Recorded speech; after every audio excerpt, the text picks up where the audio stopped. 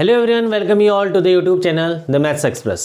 तो 12th class कैसे हैं आप लोग। आज के इस वीडियो सेशन में हम डिस्कस करने जा रहे हैं इंटीग्रल के सबसे इम्पॉर्टेंट 20 क्वेश्चंस। पूरी वीडियो लेक्चर आपको कंप्लीट देखनी है जिससे आपको पता लग सके इंटीग्रल में क्या क्या टाइप बन सकते हैं और कैसे कैसे क्वेश्चन आपके आ सकते हैं। तो इस वीडियो लेक्चर में हम, जैसा कि आपने थंबनेल में देख लिया होगा, पूरा इंटीग्रल बेस्ड क्वेश्चन करेंगे। हर एक क्वेश्चन के सॉल्यूशन के बाद आपको कुछ ना कुछ टास्क दिया रहेगा, वो आपको जरूर करना है। जो क्वेश्चन मैं कर रहा हूँ वो मैं सॉल्व कर रहा हूँ, जो मैं बता रहा हूँ आपको एज इट इज़ देखना है कैसे करना है। और जो फॉर्मूले बीच बीच में आ रहे हैं मैं आपको छोटी छोटी ट्रिक्स बताते रहूँगा कि कैसे आपको फॉर्मूले रिमाइंड रखने, कैसे फॉर्मूला आपको याद रखने, ठीक है ना। आपको एक चीज़ मैं और बता दूँ, इस वीडियो लेक्चर के बाद हम 50 to 60 most important questions from last 10 years और साथ ही क्या क्या और नए क्वेश्चंस बन सकते हैं उसके लिए भी एक लेवल अप सीरीज लाएंगे जिसमें 50 to 60 क्वेश्चंस, हर एक चैप्टर के एटलीस्ट 3 to 4 क्वेश्चन जिनको हम इसके बाद के वीडियो लेक्चर्स में सॉल्व करेंगे। आज का video lecture completely integral based questions पे होगा, जो कि लास्ट ईयर के क्वेश्चन के साथ साथ very important type of questions. देखो, मैं क्वेश्चन की बात तो नहीं करूंगा, इंपॉर्टेंट टाइप की बात करूंगा। क्या क्या टाइप्स बन सकते हैं, टाइप्स के बेसिस पे आपको उसका माइंड मैप क्लियर हो जाएगा कि कैसे हम इस क्वेश्चन को अटेम्प्ट कर सकते हैं। फिर आपको सारी चीज़ें क्लियर हो जाएंगी। कुछ फॉर्मूले बहुत ही इंपॉर्टेंट हैं जो आपको याद रहने ही चाहिए, और उन क्वेश्चंस के साथ साथ जो जो फॉर्मूले इंपॉर्टेंट हैं वो भी हम साथ में देखते रहेंगे। कुछ फॉर्मूले ऐसे हैं जिनको आप डिफरेंशिएशन में याद तो रखते हैं, बट इंटीग्रेशन आते ही आपको लगता है कि इंटीग्रेशन का साइन आते ही फॉर्मूले ही सारे चेंज हो गए। बट साथ में आपको ये चीज़ ध्यान रखनी है कि कैसे उनको रिलेट करके चलना है, क्योंकि कम से कम 50-60 फॉर्मूले हैं, हर किसी को याद नहीं रहते हैं। तो कुछ रिलेशंस हम देखेंगे जिससे आपको फॉर्मूले याद रह सके। तो स्टार्ट करते हैं आज का वीडियो लेक्चर। तो फर्स्ट क्वेश्चन, जिसमें हमारे पास 2 + 3 cos x upon sin square x दिया हुआ है, इसका हमको इंटीग्रेशन करना है। तो इस टाइप के क्वेश्चन में आपको एक चीज़ ध्यान रखनी है, अगर आपके पास न्यूमरेटर में 2 टर्म है और डिनोमिनेटर में सिर्फ एक टर्म है तो आपको हमेशा क्या करना है, इनको अलग अलग कर देना है। तो देखते हैं अलग करके क्या कुछ सॉल्यूशन निकल पाता है। नहीं, 2 upon sin square x plus 3 cos x upon sin square x, ठीक है। ये आपका बेसिक है बिल्कुल। इसके बाद आपको क्या करना है, जो भी मैं रिप्रेजेंटेशन है आपको बता रहा हूँ उस चीज़ का आपको ध्यान रखना है, क्योंकि देखो आपको क्वेश्चन आता है और वो 5 मार्क्स का है और आने के बावजूद भी आपको उसमें 4 मार्क्स मिल रहे हैं, तो ये आपकी कमी है। इस कमी को भी हमको साथ साथ में दूर करना है, इस चीज़ का ध्यान रखना है। 2 अपॉन sin स्क्वायर एक्स, तो इसको सॉल्व करेंगे तो 2 cosec स्क्वायर x हो जाएगा प्लस 3 cos अपॉन साइन करेंगे तो cos upon sine cot x हो जाएगा, और 1 अपॉन साइन, एक साइन और बचेगा यहाँ पे, तो हो जाएगा cosec x। यहाँ से इंटीग्रेशन इसका अलग कर देते हैं और साथ में इसका इंटीग्रेशन यहाँ से अलग कर देते हैं। क्लियर हो गया इतना? यहाँ तक तो सिंपल है। रिप्रेजेंटेशन में इसलिए कह रहा हूँ क्योंकि आंसर आना ही सब कुछ नहीं है, आंसर लिखना भी आना चाहिए साथ में, इस चीज़ का ध्यान रखना। अगर चेक करने वाले को परेशानी हुई फिर वो आपको परेशान करेगा, ये चीज़ ध्यान रख लेना। 2 cosec square x dx, cosec square x किसका डिफ्रेंशिएशन होता है, तो 10x का differentiation sec square x, differentiation की बात कर रहा हूँ मैं, ओके। और cot x का डिफ्रेंशिएशन होता है minus cosec square x, okay. अब उल्टा चलते हैं थोड़ा, इसका इंटीग्रेशन निकालते हैं तो इसका इंटीग्रेशन ये हो जाएगा। इसका इंटीग्रेशन क्या होगा, क्योंकि हमको माइनस का तो चाहिए नहीं, तो इसका इंटीग्रेशन तो ये होगा, बट माइनस साइन हमारा इधर आ जाएगा, तो cosec स्क्वायर एक्स का इंटीग्रेशन हमको याद हो गया, माइनस cot x, तो 2 इंटू माइनस cot x। बिल्कुल बेसिक क्वेश्चंस जो भी होंगे, जो भी बन सकते हैं इंटीग्रेशन में, क्योंकि इंटीग्रेशन की प्रॉब्लम ये है कि उसमें आपको टाइप क्लियर नहीं है। अगर टाइप आपको क्लियर है तो फिर बोर्ड में आपको कोई प्रॉब्लम नहीं होने वाली, इस चीज़ का ध्यान रखना। नेक्स्ट है आपके पास cot x cosec x, तो आपको डिफरेंशिएशन पता होना चाहिए। sec x का differentiation sec x 10x, okay. cosec x का डिफरेंशिएशन होता है minus cosec x cot x। अब इसको याद रखने का तरीका क्या है, जब आपके पास यहाँ देखो तो यही प्लस है, यहाँ देखो माइनस है। अगर आप sin x और cos x का डिफरेंशिएशन देखेंगे तो sin x और cos x के डिफरेंशिएशन भी आपको याद होने चाहिए, ठीक है। sin x का होता है cos x और cos का होता है माइनस साइन। क्या चीज़ आपको याद रहनी चाहिए, जितने भी आपके trigonometric ratio, first one, second और ये थर्ड, सी से स्टार्ट हो रहे हैं, कॉट, कॉसेक और कॉस, कॉट, कॉसेक और कॉस, तीनों के आगे क्या आता है, माइनस साइन। ये डिफरेंशिएशन की बात बता रहा हूँ, ठीक है ना। ये आपका y है और इधर आपका y डैश है, इस चीज़ का ध्यान रखना है। 10x का sec स्क्वायर एक्स, कॉट का माइनस, अगेन सेक का sec x 10x, ये प्लस मैंने लगाया, कॉसेक का माइनस, साइन का कॉस, कॉस का माइनस साइन, ठीक है। अब हमको करना क्या है, मान लो मेरे को cosec स्क्वायर एक्स का डिफरेंशिएशन निकालना है, तो ये साइन इधर चल जाएगा क्योंकि मेरे को cosec का चाहिए। अगर मेरे को cosec x cot x का चाहिए तो इसका मतलब मेरे को ये साइन इधर ले जाना पड़ेगा, तो साइन इधर ले जाएंगे तो यहाँ माइनस आएगा। ऐसे अगर मेरे को इधर साइन का करना है, सिर्फ साइन का करना है, तो यहाँ का माइनस यहाँ हटाना है, बस आपके फॉर्मूले बन गए। ठीक है, तो cosec x cot x यहाँ पर dx लिखा रहेगा, यहाँ भी dx होगा, सब में dx होगा, जितने भी इंटीग्रेशन के साइन होंगे ये आपको, ये तो बेसिक चीज़ें, ऑपरेटर आपका यूज होना ही है उसमें। तो अगर आपको cosec और cos के साइन पता है, साइन तीनों के नेगेटिव होते हैं, तो नेगेटिव के साइन हैं तो उनके साथ आपको इस हिसाब से चलना है। यहाँ पर आपका डिफरेंशिएशन आपको क्लियर है, cosec x cot x cosec x का होता है बट माइनस आ जाएगा तो हमारा साइन हो जाएगा माइनस cosec x प्लस सी। अब इसका साइन एडजस्ट करते हैं, -2 cot x -3 cosec x plus c. तो जितने भी क्वेश्चन आएंगे जहाँ पर जो फॉर्मूले यूज होंगे उसके हिसाब से हम चलते रहेंगे साथ साथ में कि क्या क्या फॉर्मूले हम यूज़ कर रहे हैं और कैसे हमको फॉर्मूले अलग अलग याद रखने हैं। ठीक है ना। नेक्स्ट क्वेश्चन जिसमें हमारे पास तीन अलग अलग टर्म्स हैं, उनके अलग अलग इंटीग्रेशन हमको करने हैं। सिंपल सा दिख रहा है, तीनों अलग अलग है।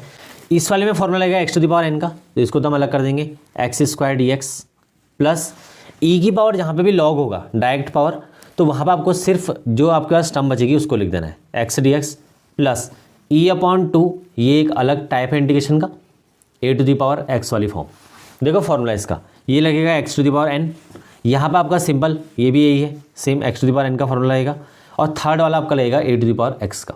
a to the power x का फॉर्मूला आपको पता होना चाहिए, a to the power x log a क्या होता है, इसका डिफरेंशिएशन से ही मैं रिलेट करूँगा सारे फॉर्मूले, क्योंकि डिफरेंशिएशन थोड़ा इजीली आपको याद हो जाते हैं। अगर मेरे को इंटीग्रेशन करना है a to the power x का, तो यहाँ से मैं log a को नीचे ले जाऊँगा, तो log a मैं यहाँ से नीचे ले गया, तो इसका इंटीग्रेशन अब निकल के आ गया a to the power x log a upon में डिवाइड में आ जाएगा। क्लियर हो गया। x to the power n, इसका करेंगे x की पावर n+1, तो इसको डायरेक्ट आपको ध्यान रखना है x³ 3, इसका x²/2, एक पावर बढ़ गया और नीचे भी उतना ही आ जाएगा जितना हमारे पास पावर है। अगर x² है तो (3) हो जाएगा, x1 है तो (2) हो जाएगा। साथ में ये वाला e to the power x, तो a क्या है यहाँ पे e/2, तो e/2 to the power x upon log a। ये थोड़ा सा अलग क्वेश्चन हो गया, ये इस तरीके से सॉल्व हो जाएगा। Plus c constant of integration, अगर मैं भूल भी जाऊँ आपको नहीं भूलना है लगाना, इस चीज़ का ध्यान रखना है। देखो अगर प्रीवियस क्वेश्चन में हमारे पास e की पावर log x था, अगर इसकी जगह हमारे पास e की पावर 3 log x होता तो हम इसको कन्वर्ट कर सकते हैं। ठीक है ना। कैसे, आपको e को log के साथ ही लाना है, तो log जो इसकी पावर है ये इसके साथ ऊपर चल जाएगी, तो e की पावर x³ बन जाएगा। इसके बाद आपको डायरेक्ट क्या करना है, e और log तो कैंसिल आउट हो जाएंगे, यहाँ से x³ dx आपको ध्यान रखना है। आपके पास टाइम काफ़ी कम बचा है, तो आपको बेसिक्स पर अपना ध्यान देना है। बेसिक्स अगर आपको आता है तो क्वेश्चंस आपके हो जाएंगे, इतना मैं गारंटीड कह रहा हूँ। बेसिक्स आपका क्लियर होना चाहिए। नेक्स्ट क्वेश्चन, क्वेश्चन नंबर 3, ये भी इजी क्वेश्चन है वैसे, बट इसमें होल स्क्वायर आपको ओपन करना है या नहीं करना है कैसे पता चलेगा। नीचे आपको a to the power x और b to the power x दिया हुआ है, ये कैंसिल आउट करना है हमको। कैसे होंगे कैंसिल आउट, देखो a to the power x का होल स्क्वायर, जिसको भी डाउट होगा मैं बिल्कुल बेसिक से चल रहा हूँ, तो आपको इसमें डरने की जरूरत ही नहीं है, कहीं पर आपको कोई परेशानी नहीं आएगी। a to the power 2x का, a to the power x का होल स्क्वायर हो जाएगा a की पावर 2x प्लस b की power 2x plus 2 into a into b, यही है हमारे पास। अब आपको फिर से वही, अभी मैंने पहले वाले क्वेश्चन में क्या बताया था, जो फर्स्ट क्वेश्चन किया था हमने, अगर न्यूमरेटर में 2 से ज़्यादा टर्म है या 1 से ज़्यादा टर्म है और डिनोमिनेटर में आपके पास एक ही टर्म है, ये आपका सिंगल टर्म है, इस चीज़ का ध्यान रखना। ये a इंटू बी है, तो आपके टर्म्स कैसे चेंज होते हैं, जब भी आपके पास प्लस माइनस के साइन चेंज होते हैं तभी आपके पास नंबर ऑफ टर्म्स बढ़ती हैं। अगर आप इस क्वेश्चन में देखेंगे हमारे पास नंबर ऑफ टर्म्स कितनी है, 3, 1, 2 और ये 3, तो सबको हम अलग अलग कर रहे हैं। ठीक है, a to the power x, b to the power x, यहाँ भी a to the power x, b to the power x हम यहाँ भी रख रहे हैं, और थर्ड यहाँ भी रख रहे हैं, a to the power x और b to the power x। Clear. सबकी अप्रोच थोड़ा सा अलग हो सकती है, बट ध्यान रखना आपको प्रेजेंटेशन आपका कभी भी गलत ना हो। ठीक है, अप्रोच अलग हो सकती है, मतलब सॉल्व करने का तरीका।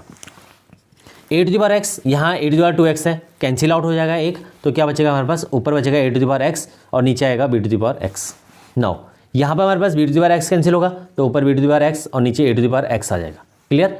थर्ड वाले में क्या आएगा, ये दोनों तो कैंसिल हो जाएंगे, तो सिर्फ हमारे पास क्या बचेगा, +2 dx बचेगा। यहाँ पे भी dx लगा देते हैं, यहाँ पे भी dx लगा देते हैं। जहाँ पर से आपको इंडक्शन स्टार्ट करना है वहाँ से भी आप साइन को यूज कर सकते हैं। आप एज इट इज इसको पूरा सॉल्व करते हुए आइए और लास्ट में आपको इंडक्शन के साइन यूज करने हैं। मतलब मेरा कहने का मतलब ये है, आप सिंपल सॉल्व करते रहो इसको इस तरीके से, और जहाँ से आपको इंटीग्रेट करना है तो वहाँ पर ये लिख दो ऑन इंटीग्रेटिंग, ये आपके लिए ईजी हो जाएगा। क्यों, क्योंकि यहाँ से आपने इंटीग्रेशन स्टार्ट कर दिया है इसका। क्लियर।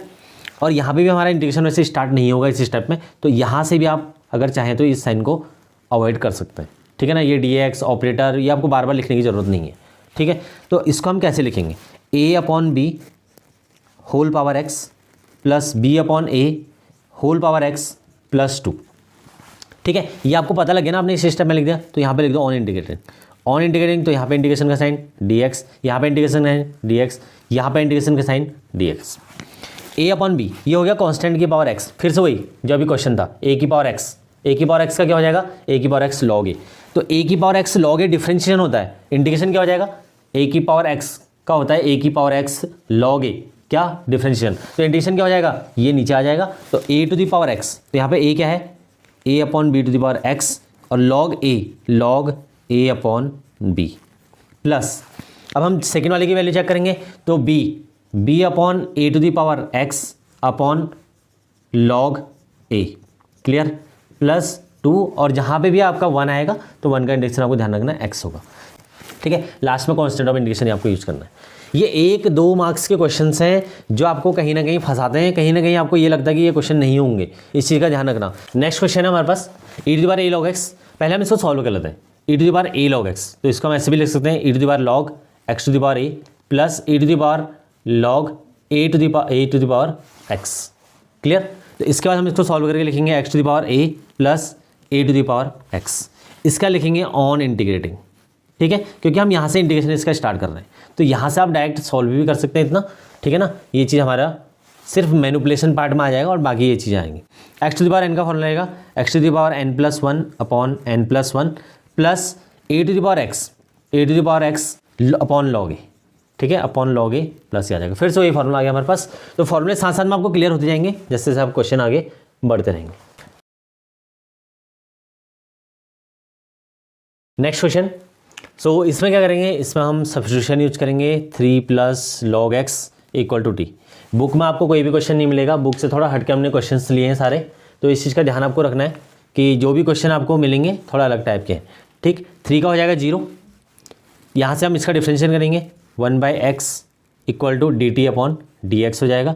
तो dx की वैल्यू क्या हो जाएगी यहाँ से x dt, तो dx के लिए हम रिप्लेस कर देंगे और यहाँ से इसकी वैल्यू t लिख देंगे, ठीक है ना, t upon x into x D T.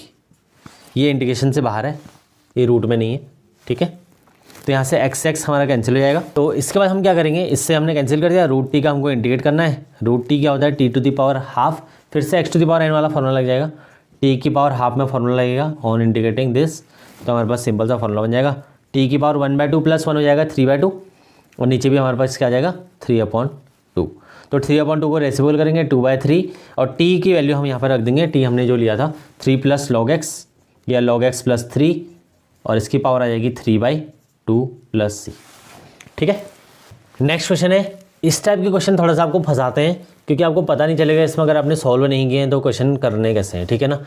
तो इस वाले क्वेश्चन में हम क्या करेंगे, यहाँ से अगर हमको एक्स स्क्वायर मान लो कॉमन लेना है, लेट अस सपोज अगर हम अंडर रूट के अंदर से एक्स स्क्वायर कॉमन लेते हैं, तो एक्स स्क्वायर कॉमन लेंगे तो यहाँ से क्या हमारे पास बचेगा, a अपॉन एक्स आएगा, और यहाँ से आएगा हमारे पास -1, ठीक है ना। यहाँ से हमने a स्क्वायर कॉमन लिया, एक्स स्क्वायर कॉमन लिया, तो यहाँ से a अपॉन एक्स -1 बचेगा क्योंकि यहाँ एक्स स्क्वायर है, यहाँ पे x आ गया हमारे पास एज इट इज़ रहेगा, और ऊपर हमारे पास जो वैल्यू है दैट इज़ 1, ठीक। ये आपका सारा सॉल्व वाला पार्ट है, यानी कि मैनिपुलेशन वाला पार्ट है, तो आप इसको ऐसे कर सकते हैं 1 अपॉन ये x यहाँ से बाहर आ जाएगा, तो x इंटू एक्स हो जाएगा एक्स स्क्वायर, और यहाँ हमारे पास अंदर बचेगा a upon x -1।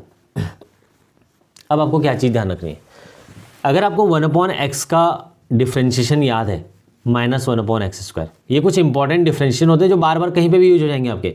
1 upon x square का -2 अपॉन एक्स क्यूब, इंटीग्रेशन में डिफरेंशियल आपका कहीं पीछा नहीं छोड़ने वाला, इस चीज़ का ध्यान रख लेना। एक्स स्क्वायर, अब a अपॉन एक्स -1 को t ले लेते हैं, a तो एज इट इज़ रहेगा, 1 अपॉन एक्स का क्या हो जाएगा -1 अपॉन एक्स स्क्वायर, और साथ में 1 का 0 हो जाएगा, तो ये आ जाएगा हमारे पास dt अपॉन dx। अगर यहाँ से हम वैल्यू निकालेंगे, ये आएगा -a अपॉन एक्स स्क्वायर, तो dx की वैल्यू हो जाएगी एक्स स्क्वायर ऊपर आ जाएगा upon a with negative sine into dt, ये हमारे पास आई dx की वैल्यू, क्लियर। तो dx की वैल्यू, क्योंकि ऑन इंटीग्रेट हम यहाँ पर जब करेंगे तो dx की वैल्यू हम रिप्लेस कर देंगे, तो यहाँ से इंटीग्रेशन अपने स्टार्ट करते हैं, तो यहाँ पर लिख लेंगे ऑन इंटीग्रेटिंग, ठीक है। ऑन इंटीग्रेट करने के बाद 1 अपॉन जो भी आपने वैल्यू ले रखी थी एक्स स्क्वायर, और ये हमने टी ले लिया था टी, डी एक्स की वैल्यू यहाँ से डी एक्स की वैल्यू रिप्लेस करेंगे तो माइनस एक्स स्क्वायर अपॉन ए इंटू डी टी हमारे पास आ जाएगा। अब एक इंपॉर्टेंट फॉर्मूला आपको याद कराने वाला हूँ, x square cancel out, minus 1 upon a. देखो फॉर्मूला आपको तभी याद होंगे जब आप क्वेश्चन करेंगे, कितने भी आप ट्रिक याद कर लो, कितने भी आप वीडियो लेक्चर देख लो, फॉर्मूले आपको क्वेश्चन के साथ ही याद होंगे, इस चीज़ का ध्यान रख लेना। तो इंटीग्रेशन का अगर आपको ध्यान रखना है, ये तो मैंने डिफरेंशिएशन बताया, यहाँ तक जितने फॉर्मूले थे डिफरेंशिएशन। इसके बाद अगर हम इंटीग्रेशन के फॉर्मूला देखेंगे, इंटीग्रेशन ऑफ एक्स भी आपको पता होना चाहिए, एक तो integration of 1 upon root x पता होना चाहिए। देखो ये वाला जो पावर है ये एक्स की पावर हाफ प्लस में है, और अगर प्लस में है तो 1 उसमें प्लस करेंगे तो आ जाएगा एक्स की पावर 3/2 और 2/3 हमारा रेसिप्रोकल हो जाएगा। इस वाले में क्या है, ये हाफ ऊपर जाएगा, रूट एक्स की पावर माइनस हाफ होगा, माइनस हाफ आएगा तो प्लस 1 आएगा, तो रूट एक्स रहेगा और 2 रूट एक्स इसका इंटीग्रेशन होगा। ठीक है, कैसे अगर किसी को समझ में नहीं आया तो वो देख सकता है। ये माइनस हाफ ऊपर जाएगा तो प्लस 1 होगा, यहाँ से माइनस हाफ प्लस 1, तो एक्स की पावर हाफ बनेगा तो ये हो जाएगा रूट एक्स, यहाँ से 1 माइनस हाफ तो 1/2, 1/2 रिवर्स हो जाएगा 2 रूट एक्स। तो 2 रूट एक्स किसका इंटीग्रेशन है, 1 अपॉन रूट टी का। तो 1 अपॉन रूट टी का हमको इंटीग्रेशन पता लग गया कि कितनी आ रही है इसकी वैल्यू, 2 रूट एक्स या 2 रूट टी। तो यहाँ से 1 अपॉन ए इंटू 2 रूट टी, और टी की वैल्यू हम रिप्लेस कर देंगे तो -2 अपॉन ए रूट टी हमने लिया था ए अपॉन एक्स माइनस 1, तो रूट ए upon x minus 1 plus c, ये हमारा इसका रिप्लेसमेंट होगा। ठीक है, नेक्स्ट क्वेश्चन नंबर 7। देखो अभी तक जो मैंने डिस्कस किया था उसमें मैंने कहा था कि न्यूमरेटर में अगर ज़्यादा टर्म्स हैं और डिनोमिनेटर में कम टर्म्स हैं तो दोनों का एलसीएम अलग अलग करके सॉल्व कर लो। यहाँ थोड़ा उल्टा हो गया, न्यूमरेटर में कम है और डिनोमिनेटर में ज़्यादा टर्म है। ये क्वेश्चन थोड़ा सा कॉम्प्लिकेशंस आ जाते हैं इन क्वेश्चंस में। क्यों आती है उसका रीज़न अभी हम देखेंगे। 1 upon 1 minus sine x upon cos x अगर हम इसको लिख देंगे तो सॉल्व करके हमारे पास क्या आएगा, cos x minus sine x, okay, upon cos x, और ऊपर हमारे पास 1 रहेगा, यहाँ से ही कॉस ऊपर जाएगा तो वैल्यू आ जाएगी cos x upon cos minus sine x. ठीक है, तो ये हमारे पास cos x minus sine x आ गया। अब आपको क्या करना है, 2 से मल्टीप्लाई कर लेना है इसको, और 2 से हमको इसको डिवाइड भी कर लेना है। ठीक है, cos x minus sine x हमने डिवाइड भी कर लिया 2 से, और 2 से मल्टीप्लाई भी कर लिया। ऊपर वाले जो 2 कॉस एक्स है उसको हमको एडजस्ट करना है अकॉर्डिंग टू द डिनोमिनेटर। अब आपको अभी भी एक चीज़ क्लियर हो रही है यहाँ पे कि अभी हमारे पास डिनोमिनेटर में कितनी टर्म्स हैं, 2 टर्म है और न्यूमरेटर में 1 है। अगर यही उल्टा होता तो हमारा क्वेश्चन इजीली सॉल्व हो गया होता अभी तक, 1 माइनस 10x अपॉन 1 आता, या कुछ और भी होता। अगर मान लो ये भी क्वेश्चन होता तब भी हमारा सॉल्व हो जाता। ठीक है, तो cos x minus sine x denominator और 2 कॉस एक्स हमारा न्यूमरेटर में।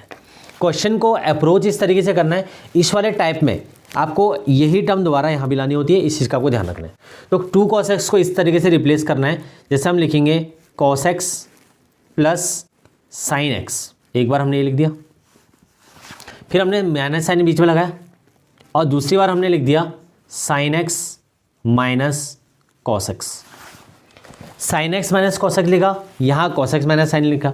ठीक है ना, आपको क्या ध्यान देना है, जो भी हमने लिखा है वो एज इट इज़ जैसा हमने वैल्यू ले रखी है उसके अकॉर्डिंग है या नहीं।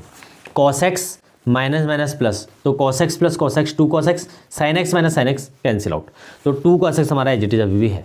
इसके बाद आप इन दोनों को अलग अलग कर दो, cos x plus sine x upon इस 2 को आप बाहर ले लेंगे। ठीक है ना, 2 को हम ऐसे रख देते हैं बाहर, और यहाँ पर लिखेंगे हम cos x minus sine x minus sine x minus cos x, ठीक है, upon cos x minus sine x. इसके बाद हम इंटीग्रेट करने वाले हैं इन दोनों को, तो इंटीग्रेट करने वाले तो मैं इससे ऊपर वाली लाइन में लिख दूंगा। इस चीज़ का आपको ध्यान रखना है, जहाँ भी आपको लगेगा इंटीग्रेट करने वाले हो उससे पहले ऊपर आपको ऑन इंटीग्रेटिंग लिख देना है। ठीक है, cos x plus sine x, यहाँ cos x minus sine x, अगर आप इसको टी लेते हैं तो cos x minus sine x को टी लेके क्या हमारा यहाँ पास सोल्यूशन निकल रहा है, इसका डिफरेंशिएशन करते हैं माइनस साइन एक्स, इसका डिफरेंशिएशन करते हैं minus cos x equal to d t upon d x.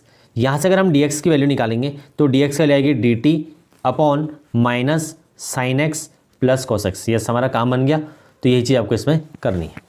ठीक है, कैसे, इससे ये वैल्यू कैंसिल हो जाएगी, ये हमने टी ले लिया ऑलरेडी, तो माइनस साइन आएगा, उसको एडजस्ट कर देंगे। अब यहाँ पर आपको क्या टी लेने की ज़रूरत है या नहीं है, यहाँ पर टी लेना है या नहीं लेना है वो कैसे पता चलेगा। अगर आप एक चीज़ ध्यान दो कि इस साइन को अगर आप एडजस्ट कर दो अंदर, मतलब अगर आपको इसको लिखना हो cos x minus sine x तो वो भी आप लिख सकते हैं। इस वाले साइन को अगर आप देखो, अगर मैं माइनस इसको अंदर ले जाऊँ तो यहाँ प्लस हो जाएगा, ये माइनस हो जाएगा और ये प्लस हो जाएगा, ठीक है। तो cos माइनस साइन दोनों सेम है, तो ये दोनों कैंसिल आउट होके 1 बन जाएंगे। क्लियर। तो अगर ये 1 बनेगा तो ये तो आसान हो गया, बचेगा ये वाला पार्ट। तो इस वाले को हमने सॉल्व कर लिया ऑलरेडी। तो ऊपर हमारे पास बनेगी cos x plus sine x upon T into D t upon minus cos x plus sine x, ये वैल्यू आई, प्लस में हमारे पास आएगा 1/2 और यहाँ पर आएगा हमारे पास 1, तो इसका हम dx एज इट इज लिख देंगे, ठीक है। तो इससे हमारे पास ये वैल्यू और इसी वैल्यू कैंसिल हो गई। तो यहाँ पे हमारे पास माइनस साइन है, माइनस बाहर आ जाएगा, तो माइनस 1/2 और 1/t dt, 1/t का हो जाएगा log t, तो log t की जगह हम रख देंगे t की वैल्यू और 1/2 इंटू एक्स आ जाएगा हमारे पास 1/2 of x plus c. log t हमने लिया था cos x minus sine x, तो ये हमारा हो जाएगा इस क्वेश्चन का answer, -1/2 log cos x minus sine x plus x/2 plus c, ये हमारा इसका आंसर होगा। जब भी न्यूमरेटर अपॉन डिनोमिनेटर में अगर ज़्यादा टर्म्स होंगी तो थोड़ा सा आपको केयरफुल रहना है उस क्वेश्चन में, जल्दीबाजी नहीं करनी है और ध्यान रखना है कि मैंने क्या बताया आपको, उस हिसाब से आपको सॉल्व करना है। नेक्स्ट क्वेश्चन, ये मेरी नज़र में one of the most important question रहता है किसी भी एग्जाम के लिए। ये बस इसके क्योंकि टाइप अलग अलग हो जाते हैं। कभी ये ऐसे पूछ लिया जाता है 1 cos x 1 plus cos x, बाहर 10 ही रहेगा। कभी आपसे ये पूछ लिया जाएगा 1 plus cos x 1 minus cos x, थोड़ा सा अलग फॉर्म चेंज करने के लिए। इसी में एक टाइप और हो जाता है 2 sin x upon 1 minus cos x, यहाँ पर अलग टाइप बन जाएगा 2 sin x upon 1 plus cos x। तो इनमें से आपको कोई ना कोई एक क्वेश्चन मिल सकता है। cos 2x के अगर आपको फॉर्मूले याद हैं तो वेल एंड गुड, अगर नहीं याद है तो आपको यहाँ देखना भी क्या है। 2 cos स्क्वायर x माइनस 1 पहला formula, 1 minus 2 sign square x, और तीसरा फॉर्मूला होता है cos square x minus sign square x। ये फॉर्मूले अलग अलग नहीं है, सारे इंटर रिलेटेड होते हैं। अगर आप यहाँ पर रिप्लेस कर देंगे कोई भी एक वैल्यू, 1 की जगह अगर sign square x plus cos square x की वैल्यू रखेंगे, सॉल्व करेंगे तो ये आ जाएगा, इसको सॉल्व करेंगे तो ये आ जाएगा। तीनों इंटर रिलेटेड फॉर्मूले हैं, कोई भी अलग फॉर्मूला ऐसा बना हुआ नहीं है, ठीक है। आपको हमेशा क्या करना है, इस 1 माइनस cos 2x में से 1 को हटाना है और इस 1 प्लस cos 2x में भी 1 को हटाना है। पहले इसको सॉल्व करते हैं, बाद में इसको करेंगे। 1 प्लस cos 2x, अगर मुझे ये हटाना है तो मैं यहाँ पर रखूँगा 2 cos स्क्वायर x माइनस 1, इस 1 से कैंसिल हो गया तो मेरे बचा 2 cos square x। I hope ये क्लियर हो गया होगा। अगर ये क्लियर हो गया तो इसको देखते हैं, 1 माइनस cos 2x की वैल्यू रखते हैं अब ये 1 minus 2 sign square x, clear. तो 1 माइनस 1 कैंसिल और माइनस माइनस हो गया प्लस, तो ये बचा प्लस 2 साइन स्क्वायर x। तो 1 से 1 cancel, plus 2 sign square x upon 2। Now tan inverse sine square x cos square x, दोनों को आपको ध्यान रखना है, 1 माइनस कॉस 1 प्लस कॉस। अब आपको एक सीधा सा ट्रिक बता देता हूँ, अगर cos के साथ प्लस हो, cos x प्लस 1 हो या cos 2x प्लस 1 हो, तो अगर प्लस है तो आपको ध्यान रखना हमेशा cos से रिप्लेस करना है। अगर माइनस है तो माइनस में आपका साइन आएगा, इस चीज़ का आपको ध्यान रखना है। cos 2x माइनस 1 भी हो सकता है और यहाँ पे cos 2x प्लस 1, वो तो चेंज होगा ही नहीं। तो cos 2x अगर माइनस 1 हो जाए, लेट सपोज आपके पास ये सिचुएशन आ जाए, तो क्या करेंगे, तो उस टाइम पे क्या होगा, 1 माइनस 2 साइन स्क्वायर x रहेगा, बट उस केस में आपका प्लस 2 नहीं आएगा, उस टाइम पे आपका -2 आएगा, बट ये -1 हमारा कैंसिल हो जाएगा, ये श्योर है, ठीक है ना। तो वो दोनों फॉर्मूला आपको किस तरीके से यूज़ करना है इसका आपको पता होना चाहिए। 1 माइनस cos 2x में हमेशा क्या आएगा, साइन आएगा। 1 प्लस cos 2x में हमेशा क्या आएगा, cos स्क्वायर x आएगा। तो 2 sign square x upon 2 cos square x, इसको सॉल्व कर लेते हैं, 2 से 2 कैंसिल हो जाएगा, ये हमारे पास वैल्यू आ गई, ठीक है। Sine square x cos square x, tan square x हो जाएगा, tan स्क्वायर x रूट के अंदर सॉल्व होकर बनेगा tan x। तो tan इनवर्स tan x हमारे पास आ गया। इसके आगे हमको इंटीग्रेट करना है, यहाँ पे भी हम इंटीग्रेट नहीं भी करेंगे चल जाएगा, अगर लगा दिया तो वेल एंड गुड, कोई बात नहीं, उसमें भी चल जाएगा। ये हमारे पास बचा। अब हमारे पास सिर्फ फंक्शन बचा x, तो x से dx करेंगे तो हमारा आंसर आ जाएगा x स्क्वायर अपॉन 2 प्लस सी। सबसे इंपॉर्टेंट क्वेश्चन है कि कैसे हमको इसको रिलेट करना है। अगर cos 2x की वैल्यू का आप रिप्लेस करना जानते हैं फिर कोई दिक्कत नहीं, डायरेक्ट ध्यान रखोगे तो ये वाला थंब रूल याद रखना, 1 प्लस कॉस के साथ कॉस का फॉर्मूला ही यूज़ करना है, ये वाला 1 माइनस आए कॉस या 2 या cos -1 आए तो उसके लिए आपको साइन का फॉर्मूला यूज करना है। आपका 1 कैंसिल आउट होना चाहिए ऐसे टाइप में, तो 1 कैंसिल आउट कर लिया तो बाकी क्वेश्चन सॉल्व हो जाएगा। नेक्स्ट क्वेश्चन, मैंने कुछ नहीं कहा क्वेश्चन में, सिर्फ एक चीज़ 1 माइनस cos 2x को मैंने 2 हटा दिया और cos x से रिप्लेस कर दिया, ठीक है ना, cos 2x को cos x। अब इस वाले फॉर्मूले में क्या करेंगे, 1 माइनस cos x। आपको इसके लिए एक चीज़ क्लियर होनी चाहिए, बाकी हम जो पिछला वाला रूल हमने थंब रूल यूज़ करा वही हम यूज करने वाले हैं यहाँ पे।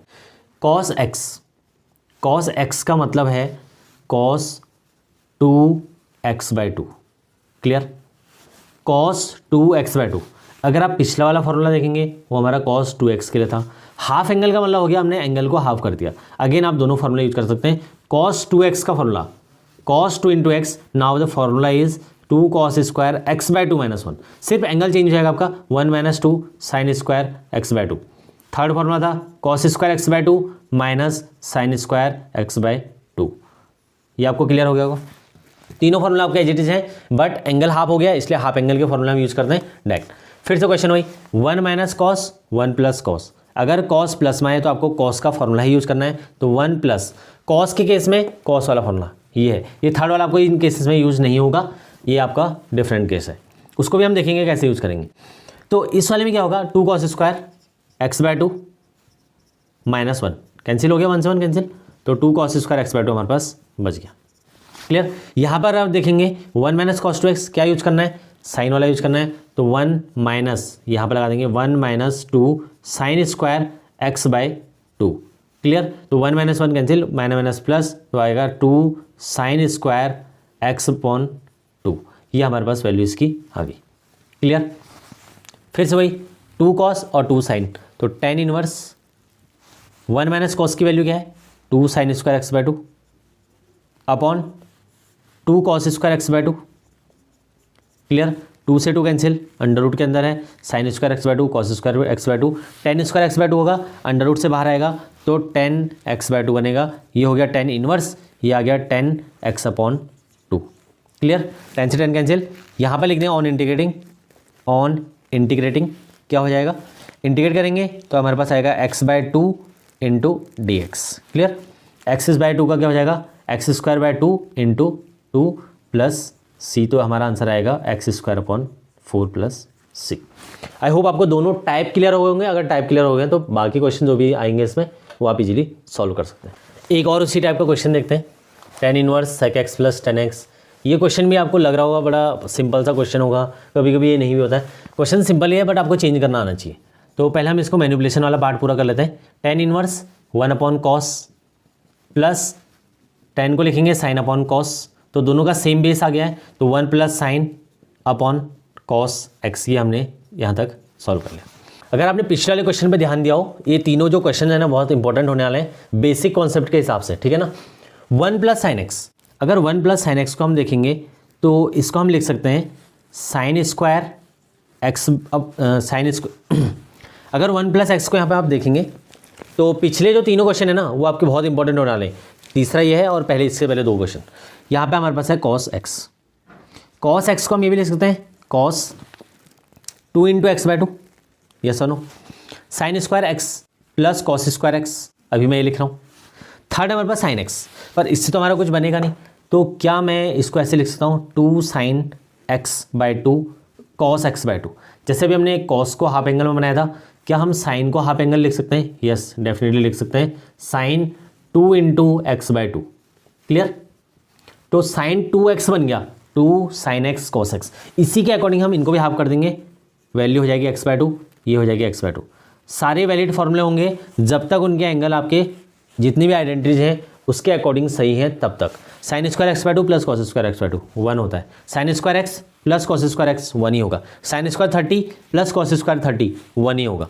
क्लियर। तो 2 sin x/2 cos x/2, a² plus b² plus 2 × a × b, क्या बना a plus b whole square.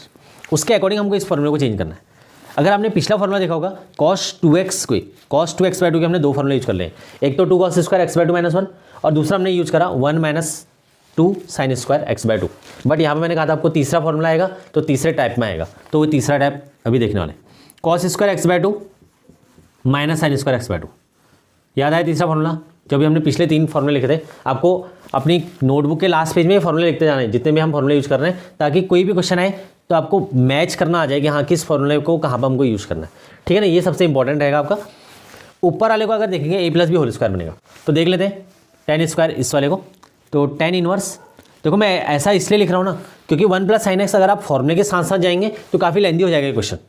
तो हमने क्या करा, 1 + sin x को पहले से एज इट इज ये लिख दिया और cos x को हमने एज इट इज ये लिख दिया। क्लियर, तो a² + b² + 2ab, तो ये बना sin x/2 a + b cos x/2, ये हो गया आपका b।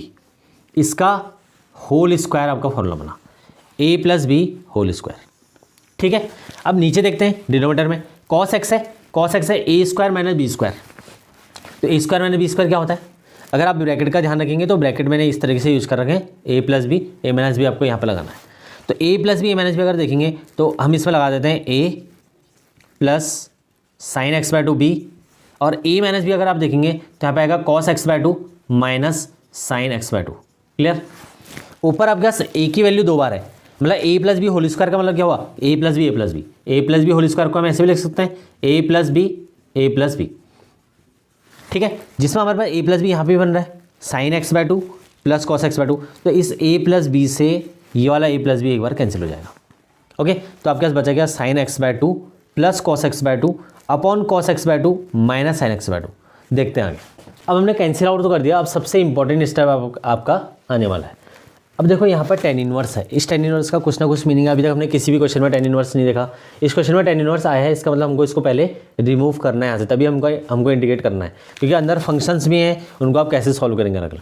तो इसके लिए आपको एक स्पेशल फॉर्मूला आपको याद रखना है, 11th का फॉर्मूला है, sin x/2 को cos x/2 से डिवाइड करेंगे, इसको भी हम cos x/2 से डिवाइड करेंगे, यहाँ भी और यहाँ भी। तो अगर हम किसी भी नंबर को सेम डिनोमिनेटर से डिवाइड कर दें, यहाँ भी डिनोमिनेटर सेम रहेगा, यहाँ भी सेम रहेगा, तो उससे कोई फर्क पड़ेगा नहीं हमारा अंदर।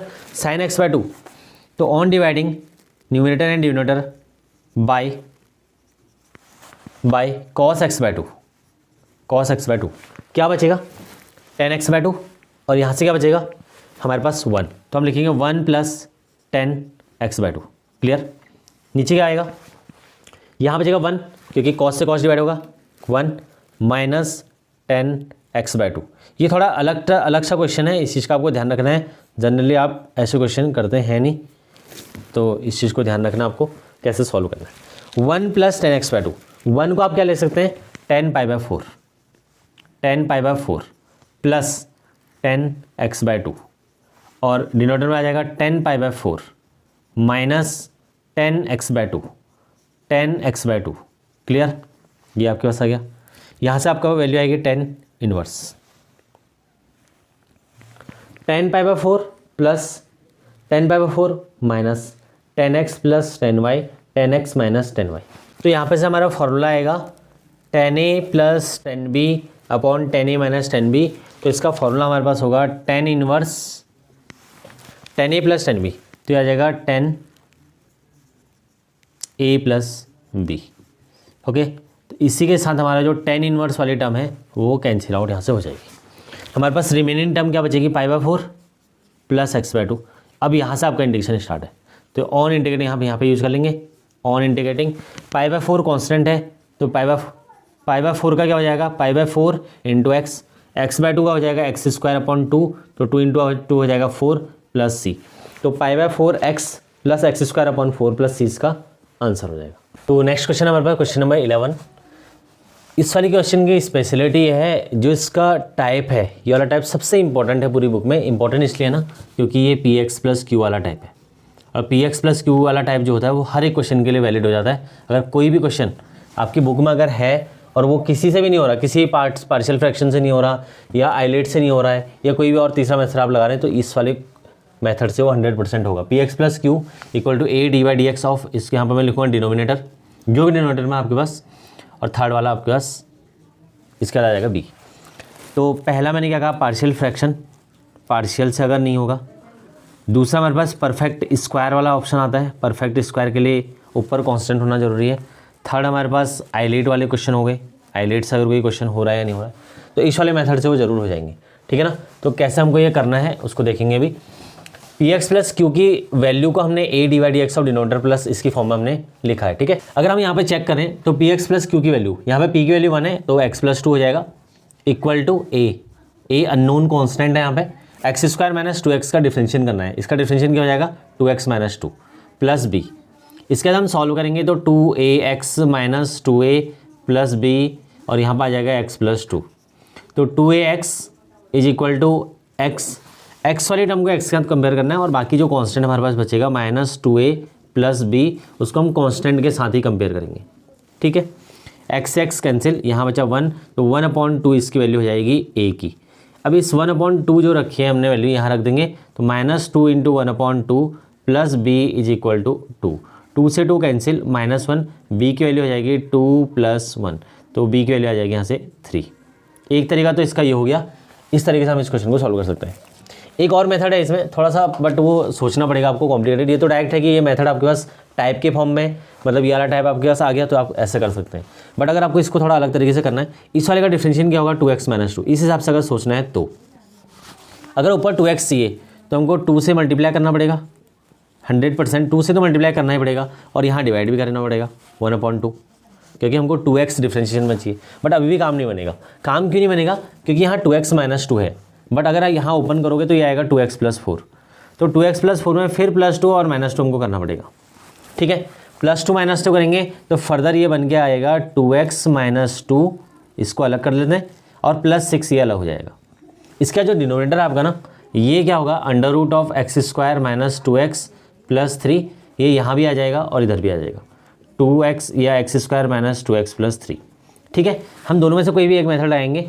अब इसका हमको इंटीग्रेट करना है, यहाँ पे भी अगर हम इंटीग्रेट करेंगे, अब यहाँ देखो ना यहाँ पे 1/2 भी है तो 1/2 इसके बाहर भी आएगा, ठीक है, एंड 1/2 इसके बाहर भी आएगा, क्योंकि दोनों में इंटीग्रेशन हो रहा है तो 1/2 यहाँ पे भी आएगा। तो 1/2 और यहाँ पे फिर इंटीग्रेट करेंगे फिर dx आएगा। अब थोड़ा सा इस मेथड को और इस वाले मेथड को कंपेयर कर लेते हैं। यहाँ पर हमने क्या करा, पहले एडजस्टमेंट करा है, बहुत सारा अरेंजमेंट करा, फिर उसके बाद हमने वैल्यू ली। यहाँ पर आप देखो a की वैल्यू 1/2 है, इट मीन्स x प्लस 2 को हमने कन्वर्ट कर दिया a d/dx of this plus b। Check कर लेते हैं तो a की वैल्यू है 1/2, d/dx है x प्लस 2 प्लस b तो +3 हमारे पास ये आ गया। अपॉन पूरा डिनोमिनेटर तो एज इट इज रहेगा, तो ये हमारा क्वेश्चन चेंज हो गया, कुछ इस तरीके से बन गया है। आई होप ये क्लियर हो गया होगा। P x plus Q, x plus 2 को हमने चेंज कर दिया हाफ x प्लस 2, यानी कि a d/dx of denominator plus b की वैल्यू 3, ठीक है। अब थोड़ा सा इसको देखते हैं 2x माइनस 2 सॉरी यहाँ पे मैंने ये गलत लिख दिया, 2x माइनस 2 होगा, 2x माइनस 2 होगा, ठीक है। तो 2x माइनस 2 डिवाइडेड बाई 2 ये आ गया, सेम डिनोमिनेटर ये आ गया, 2 से इसको कैंसिल करेंगे 3 तो 3/√a पूरा। तो दोनों क्वेश्चन में आंसर हमारा सेम ही आ गया। इसका तो सेम ही करना है, इसमें भी वही चीज़ होनी है, इसमें भी वही होना है, ठीक है ना। तो बस इसमें डायरेक्ट आपको पता है टाइप कौन सा है और इसमें आपको थोड़ा सा सोचना है। देखो एक बार पहले मैंने 2 से मल्टीप्लाई किया, उसके बाद भी मेरा एडजस्टमेंट नहीं हो रहा है, क्योंकि -2 वाले टर्म आ नहीं, इसलिए मैंने +2 -2 दोनों किया, फिर इसको अलग रख के फिर 6 को अलग किया, तभी हमारे पास पूरी वैल्यू है, ठीक है। तो दोनों में से कोई भी मेथड आपको लगा लेना है और दोनों मेथड आपको क्लियर होनी चाहिए। मेन चीज़ क्या है, मेन है कि इंटीग्रेशन करना है 1/2 integration of 2x minus 2 divided by x² minus 2x plus 3। एक तो इसका इंटीग्रेशन करना है प्लस 3, तो 3 को बाहर ले लेते हैं 1/√of x² minus 2x plus 3। मतलब बहुत इंपॉर्टेंट क्वेश्चन इसलिए है ना ये, क्योंकि इसमें क्वेश्चन में देखो यहाँ पे सब्स्टिट्यूशन लगेगा, इसको हम टी लेंगे, इससे सॉल्व हो जाएगा। यहाँ पे पहले आपको परफेक्ट स्क्वायर बनाना पड़ेगा। परफेक्ट स्क्वायर कब लगता है, इसका आपको क्लैरिटी होनी चाहिए। जब भी आपका न्यूमरेटर कांस्टेंट है तो आप परफेक्ट स्क्वायर लगा सकते हैं, ठीक है ना। परफेक्ट स्क्वायर के फॉर्मूले आपको पता होने चाहिए, 3 फॉर्मूले होते हैं और बाकी 3 बिना अंडर के भी होते हैं, टोटल 6 फॉर्मूले होते हैं, ठीक है। तो यहाँ पर अगर हम सब्स्टिट्यूशन से इसको सॉल्व करेंगे x² माइनस 2x प्लस 3। इस वीडियो लेक्चर में हमने पार्शियल फ्रैक्शन के क्वेश्चन नहीं लिए, थोड़ा सा सिंपल मुझे लगता है वो टॉपिक थोड़ा सा कंपेयर टू बाकी, तो इसलिए मैंने वो क्वेश्चन नहीं लिए। पार्शियल फ्रैक्शन में सिर्फ आपको एक चीज़ ध्यान रखना है कि जो हमारा डिनोमिनेटर है उसकी पावर ज़्यादा होनी चाहिए न्यूमरेटर से। तो dx यहाँ से हो जाएगा dt/2x माइनस 2, तो यहाँ से तो कैंसिल हो जाएगा 1/2, ठीक है। जहाँ इंटीग्रेशन का साइन लगा रहे हैं उससे पहले क्या लिखना है, ऑन इंटीग्रेटिंग, ये लिखना है आपको विद रिस्पेक्ट टू x, ठीक है। तो 2x माइनस 2 ये है 1/2 2x minus 2 divided by √t into dt/2x minus 2, ये तो हो गया कैंसिल, ठीक। इससे ये कैंसिल हो जाएगा आगे इसको सॉल्व करते हैं। अब इस वाले पे आ जाते हैं। X square minus 2x plus 3। देखो जिसको परफेक्ट स्क्वायर बनाना नहीं आता उसको सीखना है, क्योंकि परफेक्ट स्क्वायर का क्वेश्चन आ सकता है। तो परफेक्ट स्क्वायर बना लेते हैं। तो ये हमारे पास क्वेश्चन है, बिना अंडर रूट के आपको लिखना है। परफेक्ट स्क्वायर में थोड़ा सा कभी क्वेश्चन ऐसा आ जाता है, देखो कि यहाँ पर अंदर दिया रहेगा minus x square plus 2x minus 3, ठीक है। इस वाले क्वेश्चन में क्या करेंगे, पहले माइनस कॉमन लेंगे, माइनस कॉमन लेने के बाद फिर इसको एज इट इज लिख देंगे। अभी हमारे पास ये क्वेश्चन तो नहीं है, बट अगर मान लो हमारे पास माइनस एक्स स्क्वायर आता है तो ये करना है, क्योंकि एक्स स्क्वायर वाले टर्म के आगे आपको नेगेटिव नहीं रखना है, इस चीज़ का ध्यान रखना। बाकी कोई भी नेगेटिव हो चलेगा। तो ये हमारा ए स्क्वायर हो जाएगा।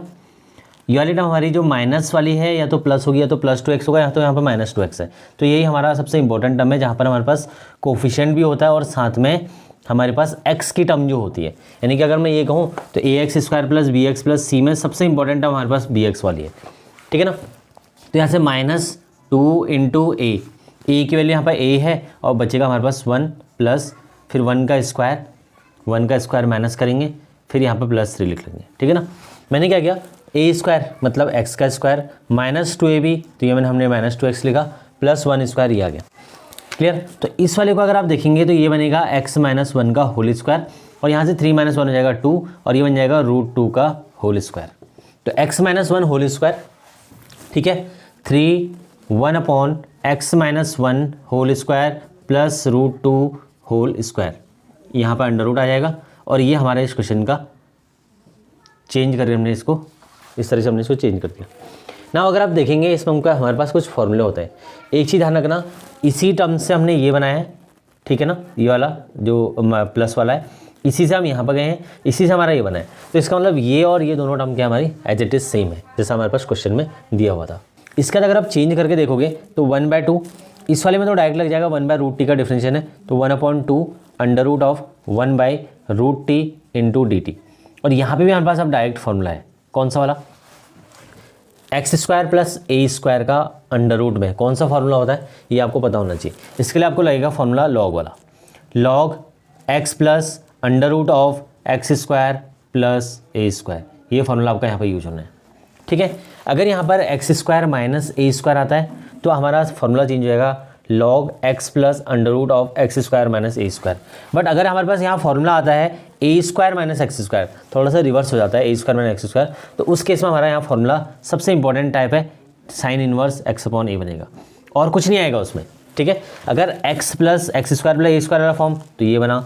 अगर हमारे पास x square minus a square आया तो यहाँ से चेंज होगा माइनस ए स्क्वायर, और अगर हमारे पास ए स्क्वायर माइनस एक्स स्क्वायर हो जाता है तो उसके लिए हमारे पास साइन इनवर्स वाला फॉर्म बनेगा। क्लियर, आपको ये चीज़ क्लियर होनी चाहिए। 3 उसका हम इसको चेंज करेंगे, तो फॉर्मूले में अगर आप इसकी वैल्यू रखेंगे तो x माइनस 1 को हमको t लेना पड़ेगा, ठीक है ना। तो इसको हम t ले लेंगे, टी स्क्वायर, क्योंकि हमने t पहले से लिया तो t नहीं ले सकते हैं, तो जेड स्क्वायर ले लेते हैं, z square plus √t whole square और अंडर रूट t आ जाएगा।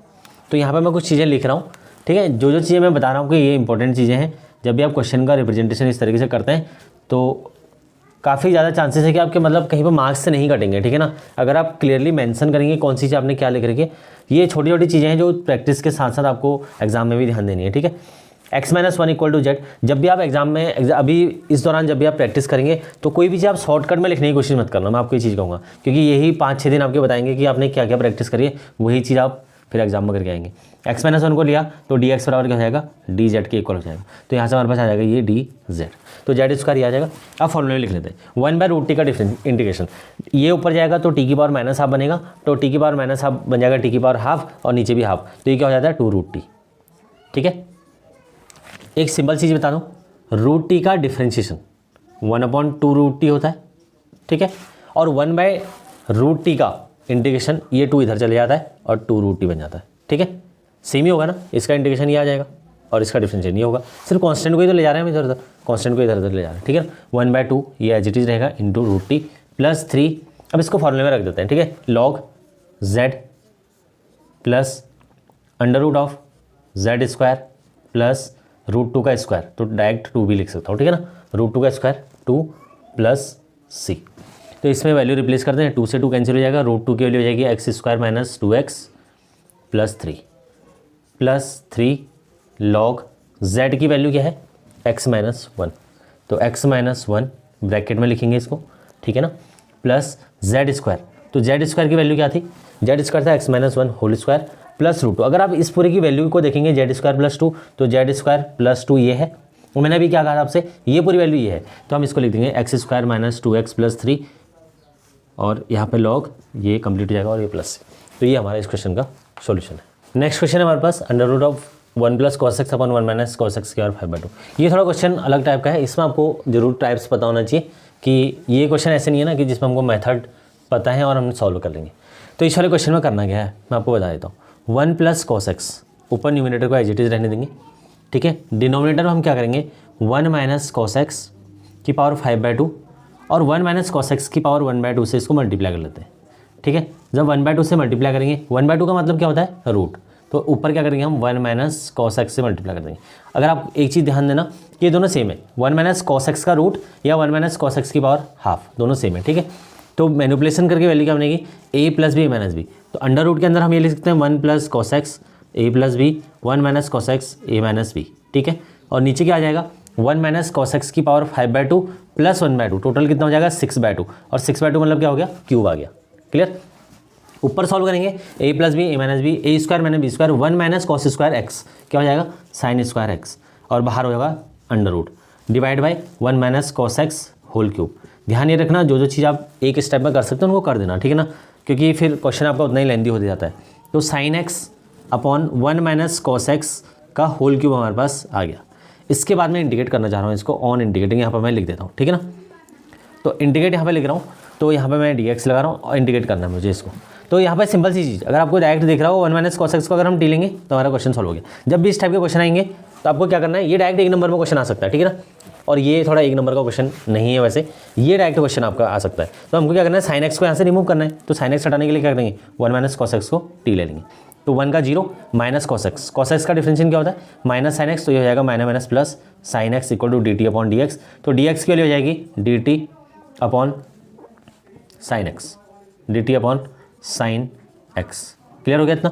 तो dx की वैल्यू आ गई, इंटीग्रेट करेंगे, माइनस यहाँ पे माइनस तो नहीं है, 1 - cos x को हमने टी लिया था, तो t³ × dt/sin x, ये इससे कैंसिल हो जाएगा। यहाँ पर t की पावर 3 है, तो t की पावर ऊपर जाके -3 हो जाएगा, -3 + 1 अपॉन -3 + 1, ठीक है। तो t की और -3 + 1 कितना हो गया, -2 अपॉन -2। तो वैल्यू क्या आएगी हमारे पास, अगर लास्ट में देखेंगे तो 1 अपॉन -2 और t²। तो इसकी वैल्यू अगर हम देखेंगे प्लस सी में, तो 1/2, तो माइनस में 1/2 और t², तो t² क्या है, 1 - cos x का whole square, 1 - cos x whole square plus c. Next question है हमारे पास sin इनवर्स x का। sin इनवर्स x का क्वेश्चन इंपॉर्टेंट है, बहुत इंपॉर्टेंट है। cos inverse x, log x, इस टाइप के कुछ क्वेश्चन आते हैं। जैसे हमारे पास आ जाएगा log x का इंटीग्रेशन करो, तो log x का कुछ बच्चे क्या लिख देते हैं 1/x, ये इसका डिफरेंशिएशन है एक्चुअली, ठीक है ना, log x का। तो log x का इंटीग्रेशन करने के लिए यहाँ पर हमको एक नया फंक्शन, एल्जेब्रिक फंक्शन 1 लेना पड़ता है। 1 मतलब x की पावर 0, x की पावर 0 क्या है, एक एल्जेब्रिक फंक्शन है। यहाँ पर log x लेंगे, फिर इसके बाद हम आइलेट लगाएंगे, ये सेकंड बन जाएगा और ये हमारा फर्स्ट फंक्शन बन जाएगा, ठीक है। ये तो आप डायरेक्टली बता सकते हैं कौन सा फर्स्ट फंक्शन है, कौन सा सेकंड है। तो सिमिलरली यही अप्रोच हमको यहाँ पे भी रखनी है। यहाँ पर हम 1 लेंगे, 1 के साथ sin इनवर्स x, तो इनवर्स है, इनवर्स तो हमेशा फर्स्ट फंक्शन रहता है, और सेकंड हमारे पास क्या रहेगा, ये फंक्शन आ जाएगा। नाउ फर्स्ट फंक्शन, अब अगर फॉर्मूला पता है तो वेल एंड गुड, नहीं पता है तो एक बार देख लीजिए। फर्स्ट और सेकंड का अगर हमको dx करना है इंटीग्रेशन, तो कैसे करें। First function integration of second function minus whole integration d/dx of first function integration second function, और ये आ जाएगा dx, ठीक है। नाउ इसमें अप्लाई कर लेते हैं इसको, ठीक है ना, as it is. First function लिखते हैं sin inverse x, integration of second function क्या है 1, और 1 का इंटीग्रेशन क्या होता है, 1 का इंटीग्रेशन या dx का इंटीग्रेशन क्या होगा, x, ठीक है। तो x में यहाँ से डायरेक्ट में आगे लिख रहा हूँ इसके, minus integration d/dx of first function sin inverse x का क्या होता है 1/√1 - x² इंटू सेकंड फंक्शन का इंटीग्रेशन जो यहाँ पे आएगा वही आएगा, x आ जाएगा। क्लियर हो गया, इतना हमारे पास ये आ चुका है। इसके बाद का स्टेप्स, इसके बाद ये क्वेश्चन थोड़ा इंपॉर्टेंट हो जाता है, क्योंकि इसके बाद क्या है, इसमें सब्स्टिट्यूशन लगाना है। तो 1 - x² को टी ले लेते हैं, ये वाला पार्ट देखो सॉल्व हो गया है, ये वाला पार्ट हमको सॉल्व करना है। 1 - x² को टी ले लेंगे, क्या आ जाएगा, -2x dx = dt। तो यहाँ से हम पे dx की वैल्यू आ गई dt/-2x। क्लियर इतना, dt/-2x। तो dt/-2x इसकी वैल्यू रिप्लेस कर देंगे यहाँ पे dx से, तो यहाँ आ जाएगा x sin inverse x minus integration, इसको हम टी ले लेंगे 1/√t इंटू एक्स, एक्स पहले से हमारे पास, और डी एक्स वैल्यू क्या है हमारे पास, dt/-2x। इस एक्स से एक्स कैंसिल हो जाएगा तो हमारे पास वैल्यू कितनी आएगी, माइनस माइनस हो जाएगा प्लस, तो x sign inverse x plus 1/2 को बाहर ले आते हैं और फिर से 1/√t का इंटीग्रेशन आ गया। मैंने क्या कहा था, रूट टी का डिफरेंशिएशन क्या होता है, रूट टी का डिफरेंशिएशन ध्यान रखना, ठीक है, 1/2√x, रूट टी का 1/2√x या रूट टी, ठीक है, जो भी है। फिर इसके बाद अगर हमको इसका इंटीग्रेशन करना है, 1/√t का इंटीग्रेशन करना है, इस 2 को यहाँ ले लो, ये 2 हो गया, यहाँ इंटीग्रेशन का साइन लगा दो, तो ये हमारे पास इसका इंटीग्रेशन हो जाएगा।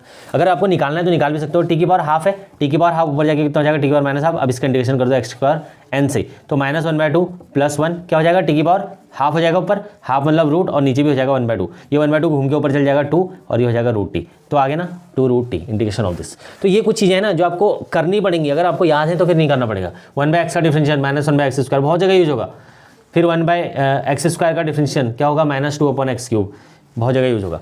√x का डिफरेंशिएशन या √t का इंटीग्रेशन, डिफरेंशिएशन तो हमने कर लिया था अभी, √t का 1/2√x होता है, इसका इंटीग्रेशन तो बहुत सिंपल है, इसकी पावर 3/2 हो जाएगी और मल्टीप्लाई होगा 2/3 से, ठीक है।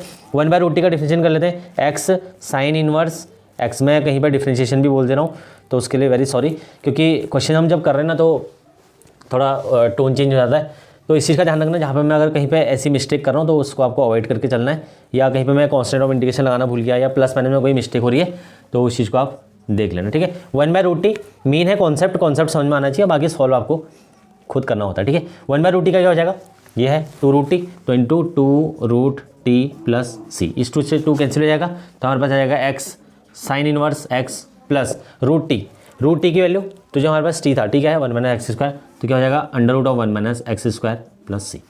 ये तो हो गया हमारा क्वेश्चन। अगर इसमें कुछ भी डेफिनेट पार्ट नहीं है, डेफिनेट कब होता है, जब लिमिट लग जाती है, तो डेफिनेट अगर होगा ये क्वेश्चन तो किस तरीके से होगा, इसमें कुछ लिमिट्स हैं, तो मैं अब यही क्वेश्चन आपको लिमिट लगा के दिखा देता हूँ कैसे करना है। देखो, अगर ये क्वेश्चन इंडेफिनिट का होता तो ये क्वेश्चन यहाँ पर सॉल्व हो गया होता, ठीक है ना, पर ये डेफिनेट है क्योंकि यहाँ पे 0 to 1 हमको लिमिट दी हुई है, तो लिमिट अगर हम प्लेस करेंगे यहाँ पे तो इसके लिए कांस्टेंट ऑफ इंटीग्रेशन हम हटा देंगे, ऊपर भी यहाँ पर से भी हटा देंगे, ठीक है ना, कांस्टेंट ऑफ इंटीग्रेशन हम नहीं लगाएंगे, साथ में यहाँ पे जो भी लिमिट है हमारे पास वो लिमिट चलते हुए आएगी, यहाँ पे जहाँ भी हम इंटीग्रेट कर देंगे 0 to 1 यहाँ लिख देंगे और यहाँ पे प्लस से हटा देंगे।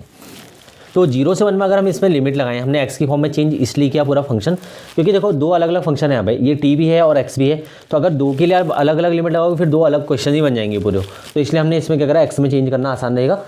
x में चेंज करने के बाद 0 to 1 लिमिट लगाई है, x sine inverse x plus इसमें, तो अगर हम इसमें देखेंगे x की वैल्यू 1 रखेंगे तो 1 × साइन इनवर्स 1, तो वैल्यू आएगी हमारे पास सिर्फ साइन इनवर्स 1, ठीक है, साइन इनवर्स 1। उसके बाद अगर हम आगे देखें +1 - 1, ये हो जाएगा 0, ये हो जाएगा 0, ये हमारी अपर लिमिट हो गई। लोअर लिमिट अगर हम प्लेस करेंगे तो यहाँ पर हम लिखेंगे 0 × साइन इनवर्स x, ये पूरा 0 हो जाएगा, प्लस, तो 0 + √1 - 0, तो वैल्यू आ जाएगी 1।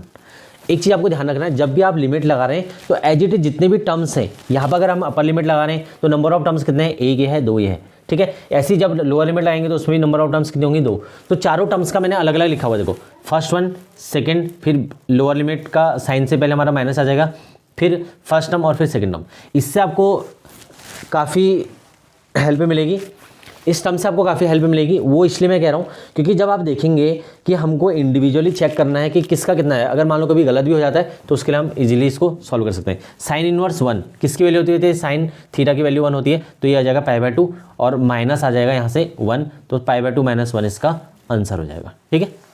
Next question number 14।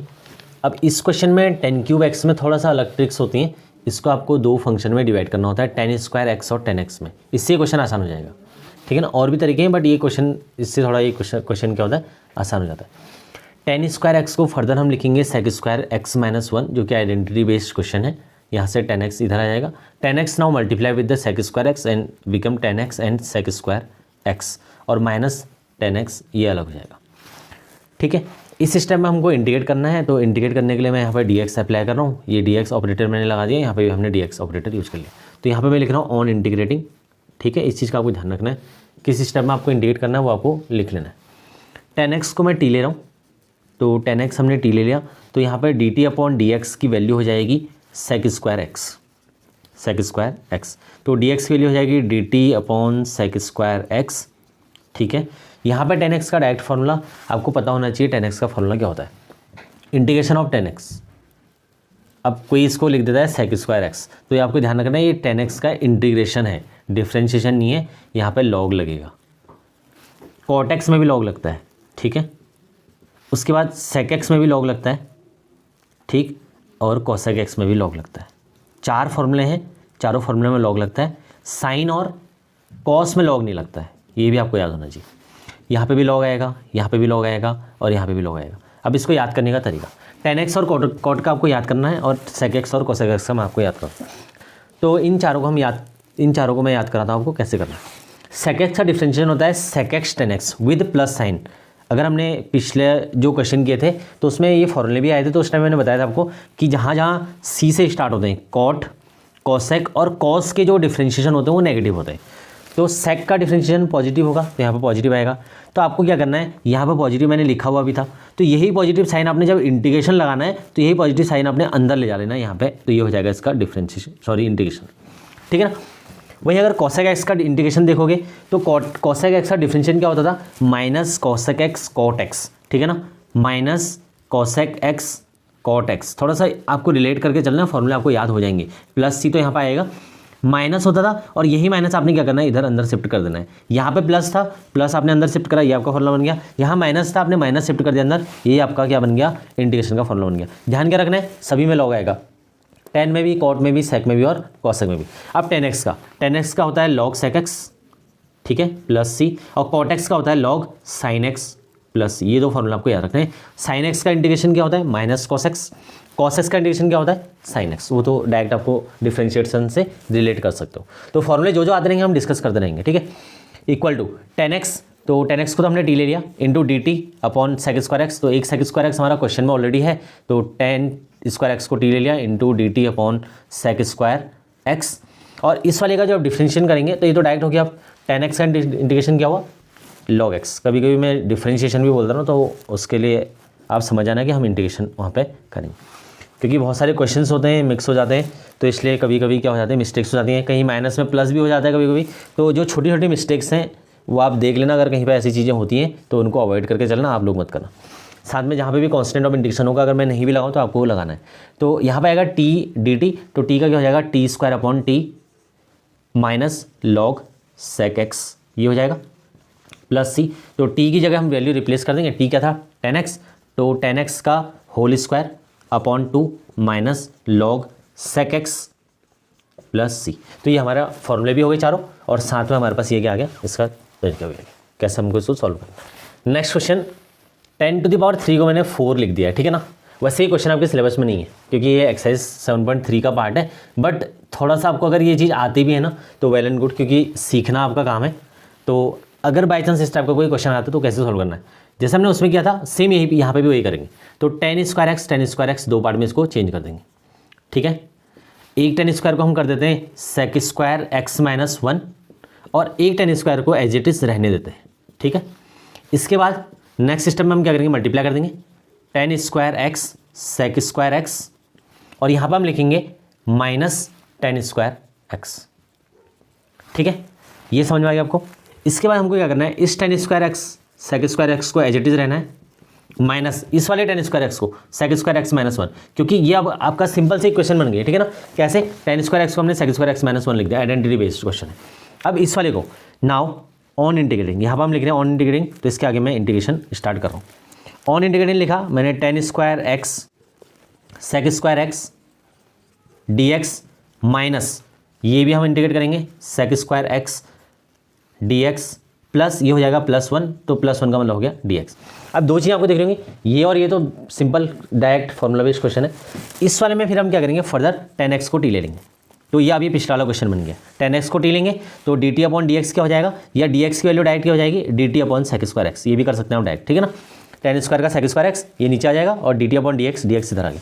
तो यहाँ पर हम वैल्यू रिप्लेस करते हैं, 10 स्क्वायर यानी कि हो जाएगा T square into sec square x question में है, और यहाँ से हम dx की वैल्यू रिप्लेस करेंगे dt upon sec square x minus, ठीक है। कोशिश आपको ये करनी है कि सारे इंटीग्रेशन आप एक साथ सॉल्व कर सकते हो, एक साथ करेंगे तो एक सीक्वेंस में सारे ऑर्डर जो है वो बने रहते हैं, ठीक है ना। तो इसलिए मैं इसको यहाँ पर सॉल्व नहीं कर रहा हूँ, नेक्स्ट सिस्टम में मैं सारे एक साथ सॉल्व करूँगा। इसको कैंसिल कर दिया, टी स्क्वायर का हो जाएगा t³ अपॉन 3, ठीक है, t³ अपॉन 3।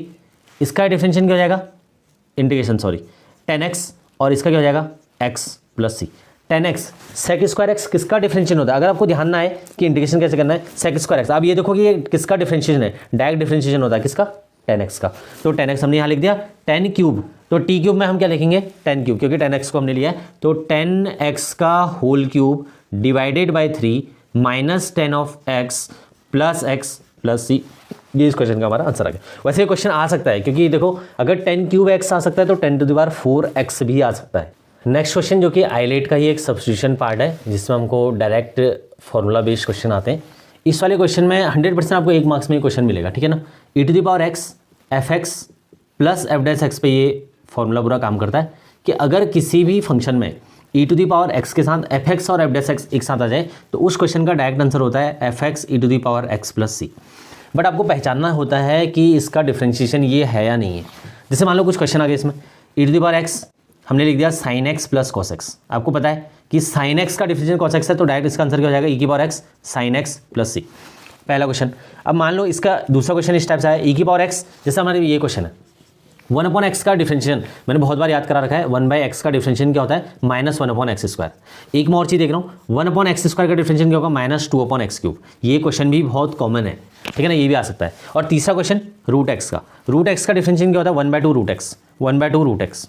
ये भी आपको ध्यान रखना है। अगर इस टाइप के क्वेश्चन आते हैं मतलब इसका डिफरेंशिएशन ये है, इसका डिफरेंशिएशन ये है, इसका डिफरेंशिएशन ये है, जैसे अब इस क्वेश्चन में देखेंगे e to the power x, तो हम इसका फॉर्मूला डायरेक्ट देखेंगे e की पावर x, तो e to the power x 1/x, तो 1/x हमारे पास ये आ गया प्लस माइनस 1/x स्क्वायर, तो हमारे पास डायरेक्ट क्या आ गया फॉर्मूला आ गया और यहाँ पर dx है, ठीक है। तो इस वाले क्वेश्चन में क्या हुआ, ये हमारा fx, इसका डिफरेंशिएशन माइनस 1/x स्क्वायर, तो क्लियरली हमारा आंसर क्या हो जाएगा e to the power x into fx की वैल्यू 1/x प्लस सी, तो फाइनल हम लिख लेंगे e to the power x upon x plus c. तो इस वाले क्वेश्चन का आंसर क्या होगा, अगर हमारे पास ये और ये दोनों टर्म आती है तो हमारे पास क्या हो जाएगा e to the power x upon x square हमारा प्लस सी हमारा आंसर हो जाएगा। इस वाले क्वेश्चन में क्या होगा, अगर ये दोनों एक साथ आते हैं बीच में प्लस आ गया और यहाँ पर हमारे पास इन दोनों के साथ में e to the power x लगा हुआ आ जाता है, यहाँ पे इन दोनों के साथ में e to the power x लगा हुआ आ जाता है, ठीक है ना। तो इस वाले टाइप में अगर हमारे पास कोई भी इस टाइप के क्वेश्चन आते हैं तो हमको ध्यान देना है कि fx का डिफरेंशिएशन हो रहा है या नहीं हो रहा है। कुछ कॉम्प्लिकेशंस भी आते हैं इसमें, कॉम्प्लिकेशन हम जब लेवल अप सीरीज करेंगे तो उसमें 1-2 कॉम्प्लिकेशन देखेंगे कि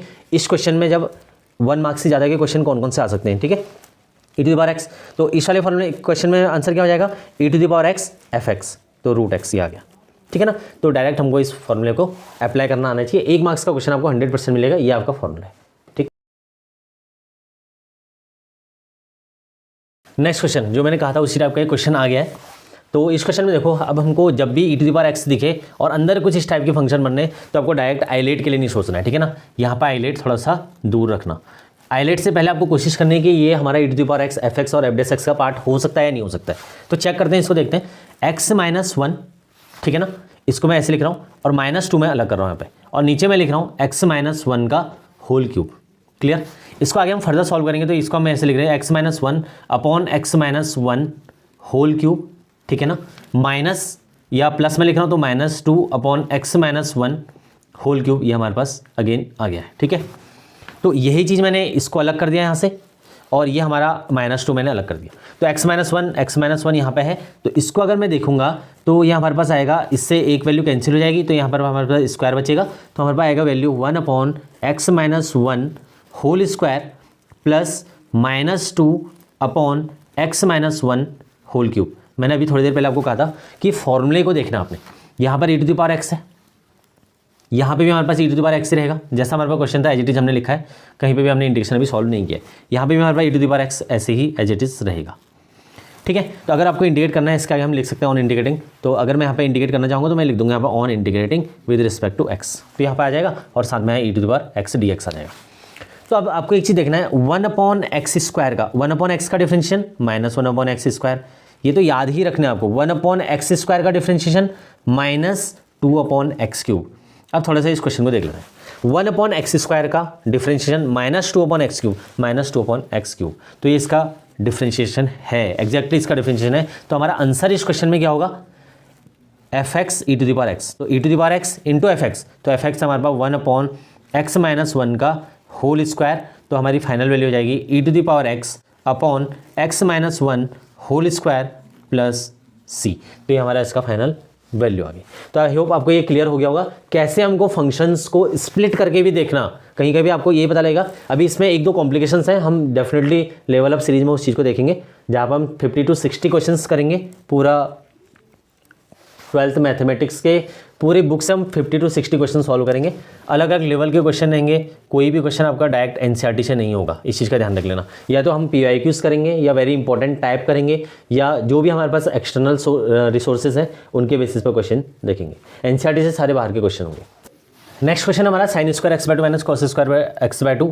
तो अगर पूरी वीडियो देखी है अभी तक तो समझ में आ गया होगा किस पे क्वेश्चन है, ठीक है ना। फॉर्मूला ये नहीं होता है, फॉर्मूला क्या होता है cos x, और cos x क्या होता है cos 2 इंटू x/2, ठीक है। इसका फॉर्मूला क्या होता है cos 2x का, पहला formula 2 cos square x/2 minus 1, दूसरा formula 1 minus 2 sin square x/2, और थर्ड फॉर्मूला होता है cos square x/2 minus sin square x/2। एक बड़ा सा क्वेश्चन हमने कर रखा है इसी वीडियो में, उसको आपने देखना है पूरा, इस चीज़ का ध्यान रख लेना। sin square x/2 minus cos, इसको रिवर्स कर देंगे तो माइनस साइन हमारा बाहर आ जाएगा, ठीक है ना। तो माइनस बाहर ले लेते हैं, 0 से पाई cos square x/2 minus sin square x/2 लिख सकते हैं इसको ऐसे। तो हमने इसको इस तरीके से क्या कर दिया, अरेंज कर दिया, यानी कि रीअरेंज कर दिया। तो रीअरेंज करने के बाद ये फॉर्मूला किसका बना, cos square x/2 minus sin square x/2 cos x का फॉर्मूला। तो माइनस 0 से पाई cos x हमारे पास यहाँ से आ जाएगा। तो यहाँ पर हम क्या देखेंगे, cos x किसका डिफरेंशिएशन होता है, cos x is the differentiation of sin x। तो इंटीग्रेशन ऑफ cos x क्या हो जाएगा sin x। 0 से पाई हम वैल्यू चेक करेंगे, 0 से पाई माइनस, तो sin पाई भी 0 और sin 0 भी 0, तो वैल्यू आएगी 0, ठीक। Next question, question number 18। तो इस वाले क्वेश्चन में हमारे पास दो अलग अलग फंक्शन है। एक तो x e⁻x जो कि आइलेट पे डायरेक्टली बेस्ड क्वेश्चन है। अगर इसकी जगह हमारे पास क्वेश्चन होता है x + 1 e⁻x, तो हमारा डायरेक्ट आंसर हो जाता है x e⁻x, क्योंकि x का डिफरेंशिएशन हमारे पास पता होता है, हमारे पास डिफरेंशिएशन 1 है, तो इसका मतलब डायरेक्टली ये e⁻x fx + f'(x) पर बेस्ड है। बट यहाँ पे कुछ ऐसी सिचुएशन हमको दी हुई नहीं है, तो हम क्या करेंगे, पहले इसको सॉल्व करते हैं, ठीक है ना। दोनों को अलग अलग सॉल्व कर लेते हैं। इस वाले को अगर सॉल्व करेंगे x e⁻x में हम आइलेट लगाएंगे, तो आइलेट अगर लगाएंगे तो वैल्यू आएगी हमारे पास फर्स्ट फंक्शन। फॉर्मूला हमको पता होना चाहिए, first function integration second function. तो फर्स्ट फंक्शन हमारा क्या होगा x, सेकंड फंक्शन हमारा होगा ये। तो first function integration of second function minus फिर होल इंटीग्रेशन, फिर bracket dy/dx of first function, ऐसे ही आपको याद रखना है। इंटीग्रेशन दोबारा से e⁻x dx, फिर हमारा ब्रैकेट क्लोज और फिर हमारा dx। x e⁻x का e⁻x minus dy/dx of 1 into e⁻x का e⁻x, और ये हमारे पास आएगा बाहर वाला इंटीग्रेशन और फिर होल dx, ठीक है।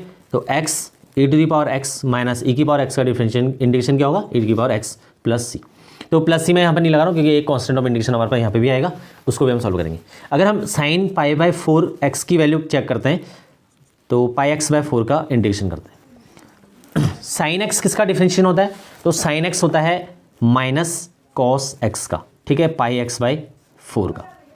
अब एक चीज़ आपको ध्यान के रखनी है कि जो भी x का कोफिशिएंट होता है, इस तरीके से मान लो अगर मेरे पास ये क्वेश्चन होता sin 2x का इंटीग्रेशन करो, तो sin 2x किसका डिफरेंशिएशन होता है, माइनस cos 2x का, माइनस cos 2x, और हम डिवाइड करते हैं उसके बाद कोफिशिएंट से। तो यहाँ पे x का कोफिशिएंट क्या है 2, इसलिए हमने 2 से डिवाइड कर दिया।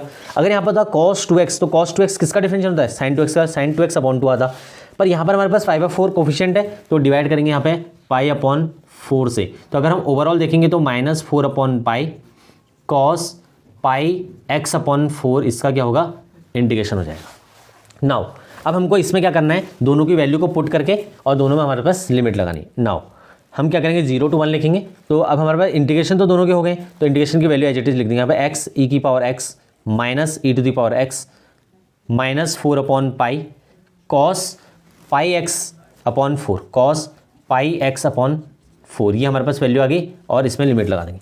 जब हम लिमिट लगाएंगे तो 0 to 1 हमारी लिमिट है, तो पहले हम अपर लिमिट लगा देते हैं। अपर लिमिट लगाएंगे तो 1 आएगा, 1 इंटू दी e⁻1, तो 1 तो e⁻1 से मल्टीप्लाई होगा तो e आएगा, माइनस e⁻1, तो इसकी वैल्यू भी क्या आ जाएगी, e आ जाएगी, माइनस 4/π, ये तो कांस्टेंट है एज इट इज रहेगा, इंटू cos यहाँ पर 1 रखेंगे तो cos π/4 की वैल्यू हमको निकालनी पड़ेगी, ठीक है ना। ये हमारा अपर लिमिट लग गया। अब माइनस कर दें, लोअर लिमिट लगा दें 0, तो 0 जहाँ आ जाएगा वो तो 0 ही हो जाएगा। e⁻0 क्या हो जाएगा, किसी की भी पावर 0 हो तो क्या हो जाएगा 1 हो जाएगा, ठीक है। माइनस 4/π, तो 4/π cos πx/4, तो क्या करेंगे, 0 रखेंगे तो यहाँ पे cos 0 आएगा, तो cos 0 की वैल्यू जो भी होगी हमारे पास हम इसको लिख देंगे नेक्स्ट स्टेप में।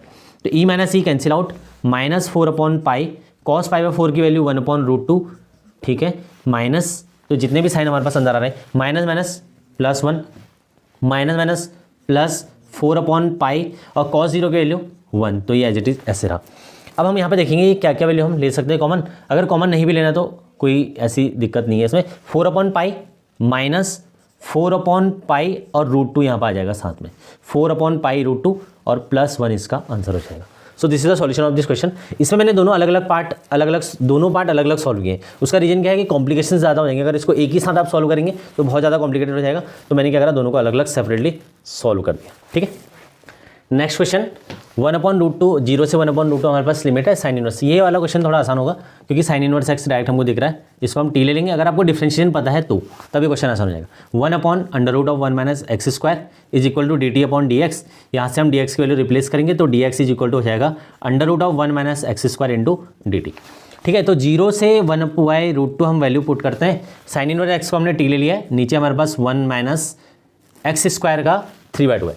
अब इस वाले फंक्शन को कैसे हम अलग अलग कर सकते हैं, 1 - x² की पावर 2/2 को अलग लिख रहा हूँ और 1 - x² की पावर जो है 1/2 उसको हम अलग कर दें, 2/2 + 1/2 हो जाएगा 3/2। इस वाले वैल्यू को हम लिख देंगे रूट में, क्योंकि 1 - x² कंप्लीट है, 1 - x² का ये 1/2 पावर है तो इसको हम लिख देंगे रूट। तो इसको हम इस तरीके से अलग अलग कर सकते हैं, 1 - x² रूट और साथ में हमारे पास आ जाएगा 1 - x² कंप्लीट इंटू यहाँ पे dx की वैल्यू हो जाएगी √1 - x² और वैल्यू हो जाएगी dt। इस वैल्यू से इस वैल्यू को कैंसिल आउट कर देंगे, हमारे पास फंक्शन t में भी आ गया और x में भी आ गया। ये थोड़ा अलग ही क्वेश्चन हो गया ना, क्योंकि यहाँ पे फंक्शन देखो t में भी है और x में भी है, तो कॉम्प्लिकेशन ऐसे क्वेश्चन में ही आती है। तो आपको क्या करना है, साइन इनवर्स x को आपने t लिया तो x यहाँ से क्या हो जाएगा, साइन t, x क्या हो जाएगा, साइन t हो जाएगा, साइन t = x। तो x की वैल्यू साइन t रखेंगे तो t/1 - sin² t, ये रख सकते हैं। तो 1 - sin² t dt और 0 से 1/2 √2 इसकी लिमिट हो जाएगी t बाई ए, तो t/1 - sin² t हो जाएगा cos² t, तो cos² t ये वैल्यू हमारे पास। यहाँ तक तो आपको क्लियर समझ में आ गया होगा कि कैसे हमको सॉल्व करना है, ठीक है।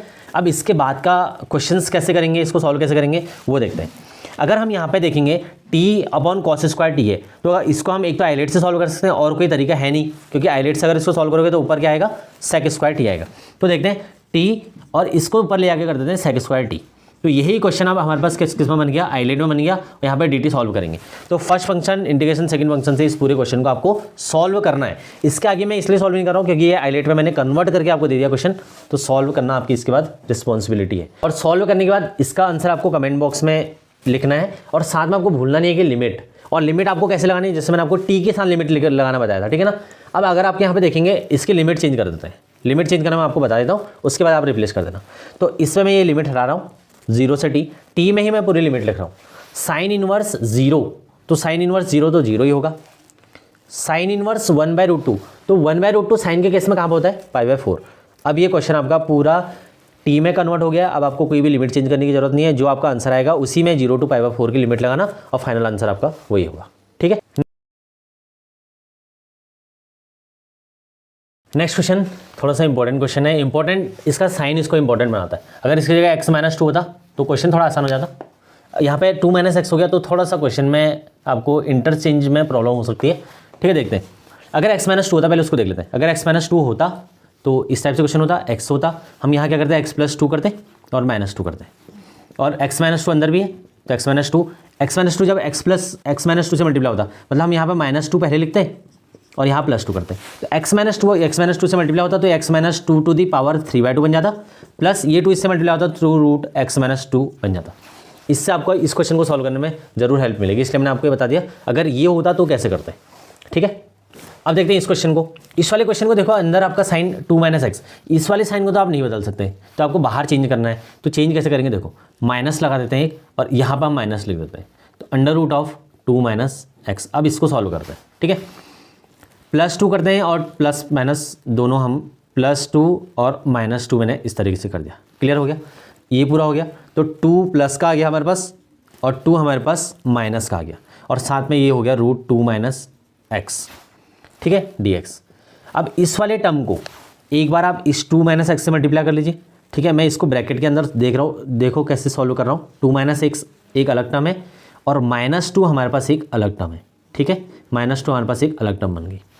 तो एक बार मैं इस 2 माइनस एक्स वाली टर्म को इस 2 माइनस एक्स का मल्टीप्लाई कर रहा हूँ, ये पूरी फुल पावर यानी कि 2/2 और ये 1/2, तो क्या बनेगा हमारे पास 2 माइनस एक्स की पावर 3/2 माइनस ये वाली देखते हैं 2 इंटू रूट 2 माइनस एक्स और ये पूरा ब्रैकेट हमारा dx के साथ और यहाँ पर इंटीग्रेशन लगेगा और माइनस आएगा।